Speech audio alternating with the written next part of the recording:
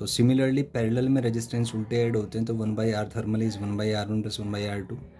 तो यहाँ से आपका r थर्मल होता है L/Ka, तो 1/r थर्मल आ जाएगा K equivalent A/L, and this is equal to K1A/2L + K2A/2L।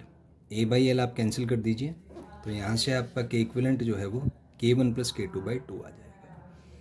Next है हमारा स्टीफन्स लॉ। तो स्टीफन्स लॉ कहता है कि अगर कोई बॉडी है जिसका एरिया ऑफ क्रॉस सेक्शन है और टेम्परेचर T है, तो ये जो पावर रेडिएट करेगा EM वेव्स की फॉर्म में, वो पावर सिग्मा E T⁴ होती है।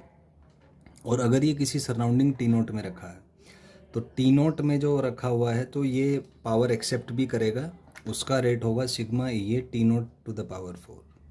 तो जो नेट पावर रेडिएटेड है वो P - P' आ जाएगा, जो सिग्मा E T4 - T04 आ जाएगा। इसको एक्चुअली स्टीफन बोल्ट्जमैन लॉ कहते हैं। तो यहाँ से हमने इसको यूज़